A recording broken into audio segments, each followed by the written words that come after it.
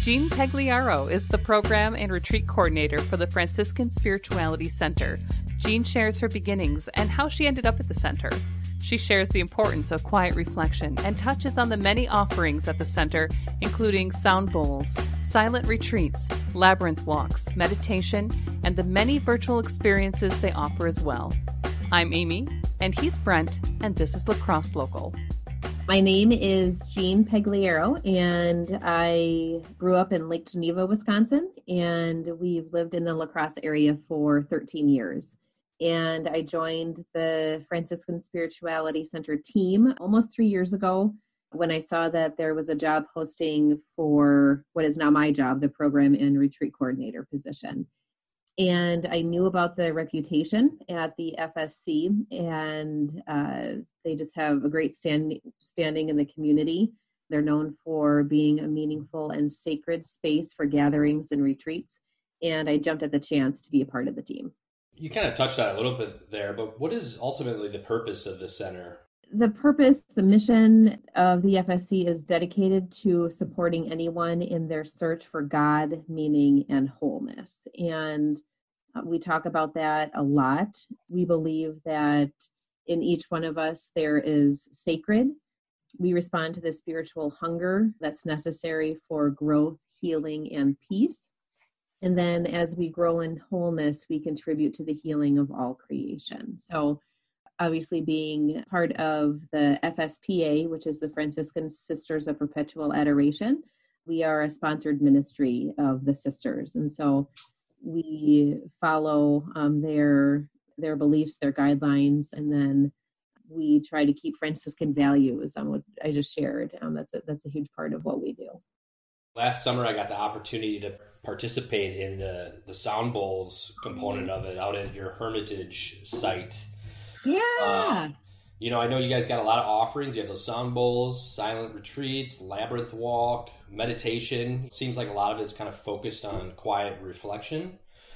Is that a purposeful theme? And basically, what can people gain by giving these classes a shot?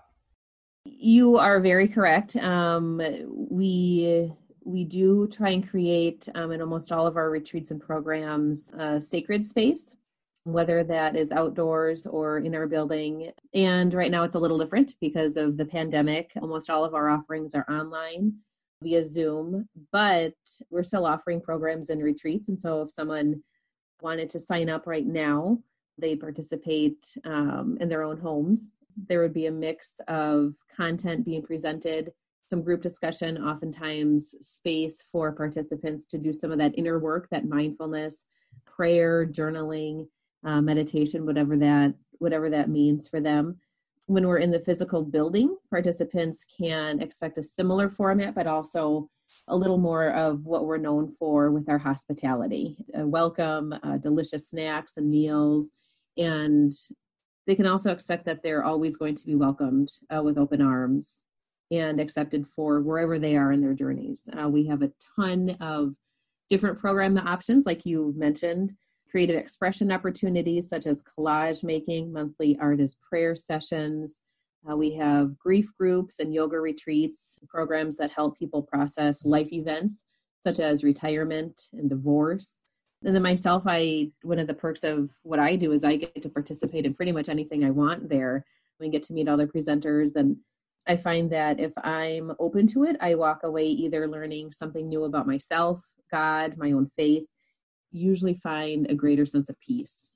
Just like I stated, I participated in the sound bowls, and it was just such a great experience, and to go out and into the natural environment and just chill out with a bunch of other people. Not a lot was said, and there was just some, listen to the sound of the bowls, which is just quite interesting. Potentially that might be a little tough for people to, comprehend, but to me it seemed to fit right in. Is there anything else that you offer that people just don't realize is available? Sometimes I think the support groups, people don't realize that we offer, like the grief circles, the divorce support group. We have a weekly Depressed Anonymous group. They've been meeting over phone right now, potentially may start to meet over Zoom. We have those kinds of support programs, but then also we have an entirely separate school called Spiritual Direction Preparation Program. And that's a 3-year, I would call it a school, but it's a program that helps people to become spiritual directors. There's training and pretty intensive training. They meet with a supervisor, and it's learning a different way of listening to people and listening for sacred, whatever sacred means for people. And generally we have 20 to 30 participants in each one of those programs. And so it's promoted, but a lot of people don't realize that's in addition to what we're already doing. For the last couple of months, I'm sure everybody's been adapting to, doing things online a little bit more. We're doing this over Zoom right now as an example. How has the center adapted with COVID? Like most places, we've had to adapt, whether we wanted to or not, but we have become very familiar with Zoom and are learning how to do some of those, the Zoom tricks, breakout rooms, and you can spotlight people, and realizing that even though, there are some negatives to not being able to meet in person, especially when we're trying to create a community and more of that sacred space, but we're finding that we can reach people from all over the world. And some of our monthly artist prayer sessions, we have a presenter that will walk people through painting a certain theme or focusing on a certain topic. We've had people from California. I think we had Washington, we had Alaska.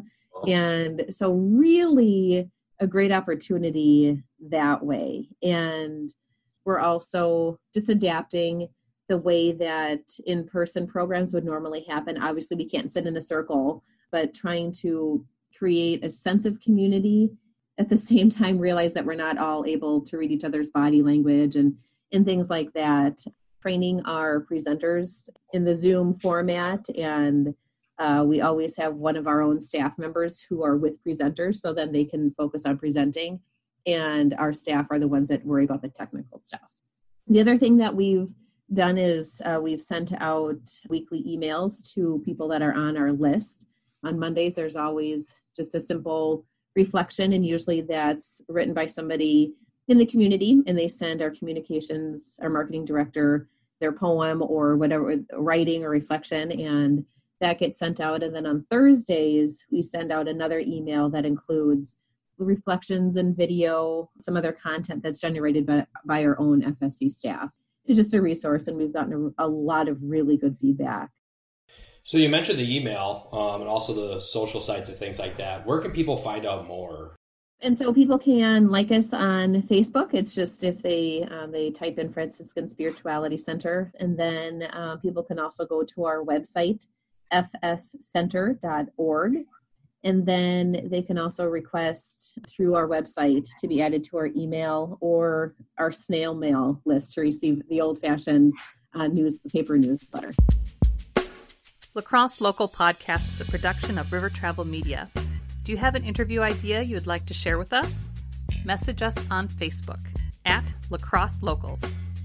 Subscribe to the La Crosse Local Podcast on your favorite podcast app. If you like us, rate us 5 stars. We thank you for it.